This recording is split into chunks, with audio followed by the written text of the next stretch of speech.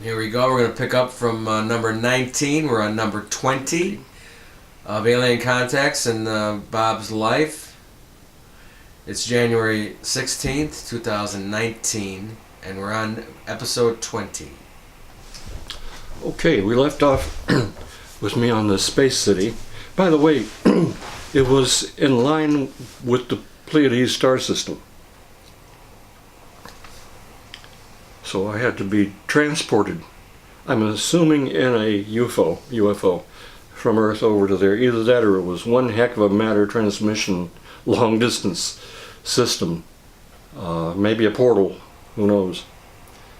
I don't remember feeling bad from excuse me, from the effects of it. But after while I was in this what seemed to be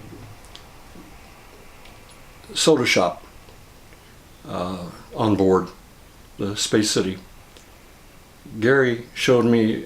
I didn't understand it. We didn't have TV even until I was 6 years old in my house. We couldn't afford it.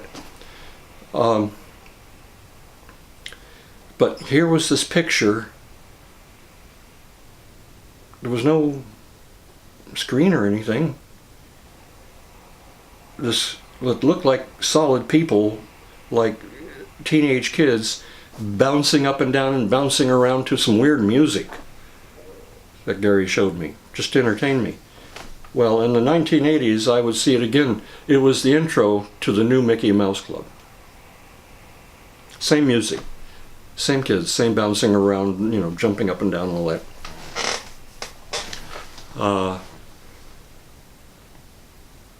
I don't know if he was trying to just entertain me or if he was trying to do some sort of guidance with me. I have no idea. I think he was just entertaining me. He took me to the flight deck. I think I've described this previously already. Cold as could be. Numbing cold. Catwalk, we were about 3 or 4 stories up. Green glassed in places all the way curved around this huge flight deck. There was a railing. I put my hands on it at one point and pulled back because it was so cold. It hurt. Gary was pointing at some of the ships, spaceships, UFOs, whatever you want to call them. They didn't really look like saucers. On the floor of this thing. One of them was actually beginning to lift up off the floor. So they were like marked out, I would say painted in, but it was probably something different. Areas where these ships would be kept until they were ready to take off. There was air movement through there constantly, bitter cold.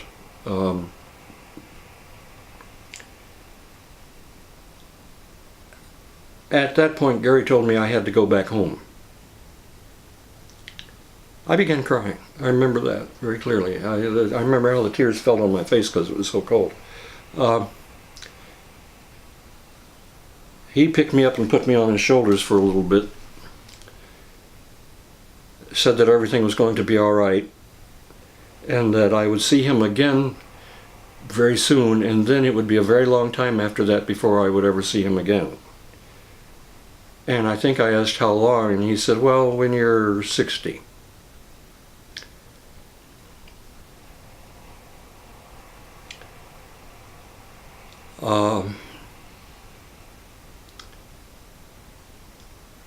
I remember as I was being led away from him, I looked back and he was kind of rubbing the bottom of his eyes a little bit. I think he had a son by that time. I'm sure he had to have, but I guess being, away from his son, my being with him reminded him of his son, I guess.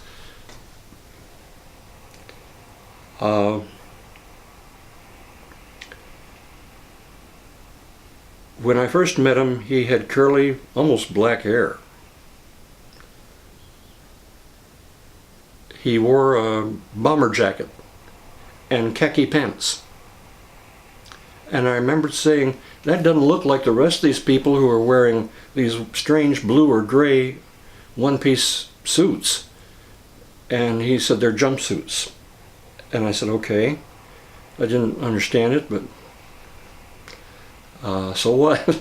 At one point I saw a Christmas tree that was standing, I think I said this previously, that was just floating in the air and spinning around effortlessly. I said, do you have Christmas here?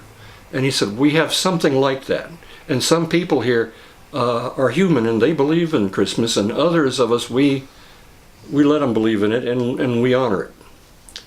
And I said, do you have Santa Claus? Remember, I was really young. And he said, no, we don't have Santa Claus, and we give gifts in private areas. We don't do it out here in public. So I didn't know what that meant. I do know at one point we were on what seemed like a park bench, but it had a little bit of give to it. It was not soft, but it had a little bit of give, something like plastic or whatever. And I told Gary, and this was before I went to the doctor there on board, I said, you know, I think I was in a horrible war a long time ago, and I did too good a job, and I think maybe I hurt God by doing it. And Gary just said, you don't need to worry about that right now. You're going to correct that. You'll know what to do when the time comes, and that's a long ways off. So don't worry about that now. Quite a guy. He told me he got the bomber jacket from a friend of his on Earth because Gary had evidently flown with or flown some missions during World War II. That was one of his favorites. He loved that jacket. There's a reason I'm telling you this. Because from time to time in the future, when we got back together again, I say future, I mean closer to our time now, he would wear that jacket. Not all the time, but from time to time. All right. As the reptilians began changing their ill-gotten ways to something better, becoming a better species, I began being picked up on board craft and was introduced to the same guy I had met back when I was a little kid, only instead of curly, almost black hair, it was short, almost military style, short crop. And same man. And he was at the time a captain. He, shortly after that, was moved up in rank to an admiral, and from that to a governor of this sector, of this area.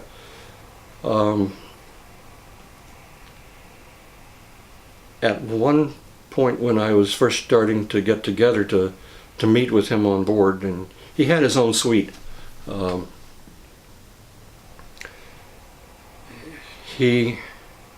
I should describe that, shouldn't I? It was a round, well, the living room part of it was a very large round room designed for meetings. There was a very glossy black round table in the middle of it, and curved couches around that, and some chairs, some swivel chairs. The fabric was basically black, thick cloth with little streaks of turquoise blue here and there in it. Gary said that they went ahead and reupholstered in his suite because he wanted it to be something he thought I'd like, and he knew that I liked bright blue. I guess he got that from me when I was a kid. That, or he got it other ways. He had done quite a bit of specialized training. One field was applied psychology, another was applied psychotherapy, another was applied psychodynamics, psychic phenomena. In other words, another was a comprehensive religions study, extremely psychic. he also had had quite a bit of training in espionage.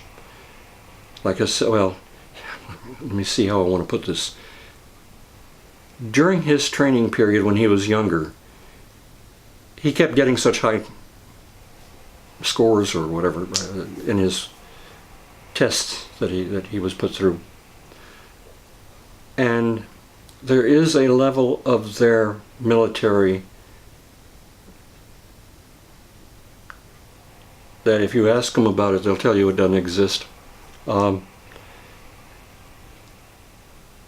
get into that, you have to be invited in by a senator. His mom was a senator, and he got into that advanced training.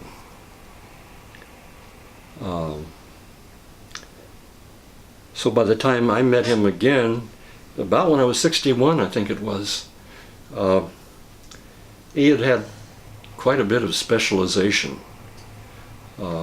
He probably did even when I met him when I was a little kid.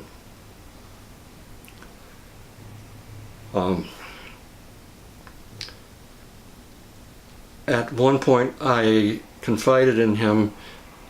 I said, I hope this doesn't upset you, but in case you don't want to be around me, I don't know how reptilians feel about gay people, but I'm gay. And he said, that's okay. It's not a problem at all. And he followed that up with, I may be able to help you with some of your needs there. And I said, you're not gay? And he said, no, but I'm trained in sexual activities. Of course he was. It was part of his training in espionage, how to get information from people. And how to get people dependent on him to do what he wanted them to do.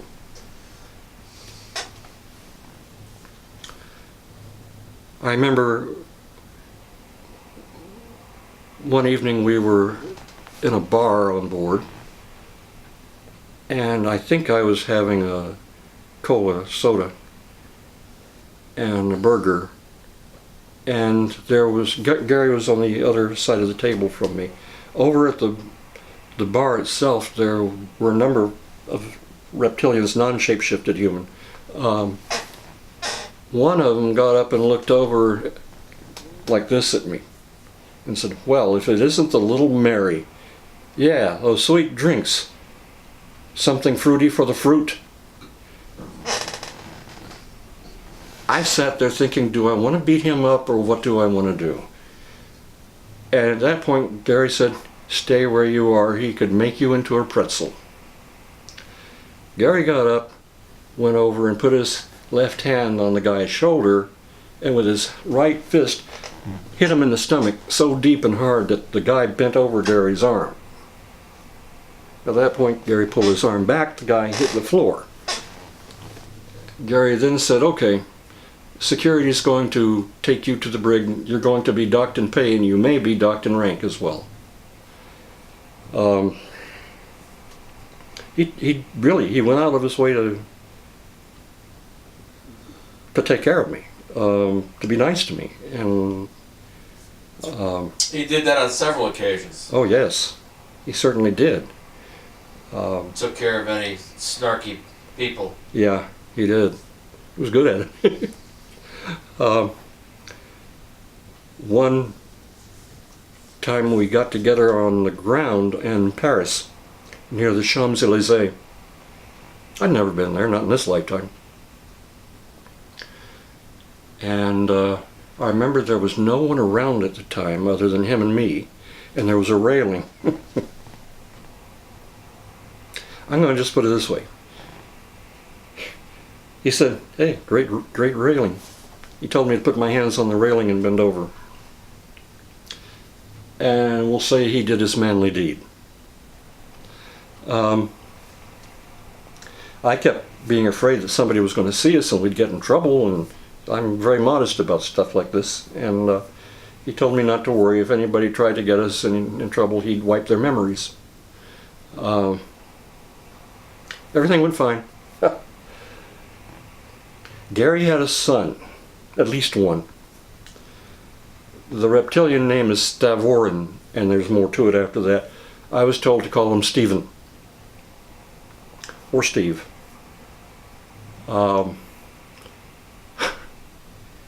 He would have been about the equivalent of, I would have to guess, somewhere between 18 and 20 in that area. You know, a young whippersnapper type, with an ego to match. And a sex drive to match that too.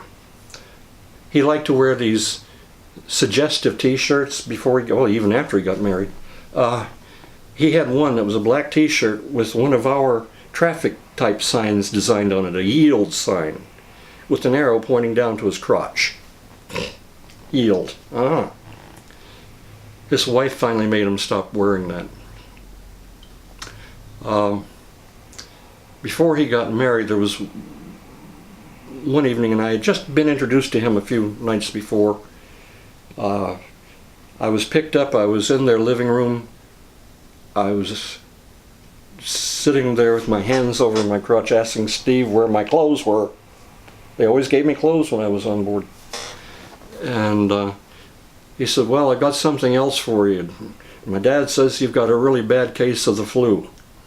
And we have something here that can help you. And he says, it's similar to what humans call gamma globulin. He said, it's a little different, a little richer, and a little more advanced. And he said, it's very thick, takes a little while to inject it. To which I said, no thank you, I don't do needles too well, no. And he said, that doesn't matter, you're going to get it anyway because my dad told me to do this. And I got up and started to walk so I could leave the suite. He got up and was over next to me, I mean almost immediately. And he looked me in the face, grabbed me by the arms, and then very carefully jostled me down to the floor, face down. He then sat on my butt. He was clothed, I wasn't. And with his right leg, he trapped my right arm where I couldn't get away or argue with him too much. And with his right arm and left arm, he held my left arm down and injected the gamma globulin-like shot. God, it hurt. He said it would. It did. It took quite a while to inject it. By quite a while, I mean it must have been, probably it was like 30 or 40 seconds or more. It just seemed longer. And he explained afterwards, he said, this is one of the few shots we cannot give with our normal injectors because it's too thick and there's, you know, that's the problem. It has to be given through a needle injection. At that point, he helped me back up. He made me lay down on the couch. He sat down next to me, had me put my head on his leg, and he sang to me and I fell asleep. Next thing I knew is I'm back in my bedroom and my upper left arm's hurting, and I looked over there and there's the injection hole. I got over the flu in about 2 days. Okay. This gives you a sample of how they get things done. On the next one, we'll take it a little further into another country, into Russia.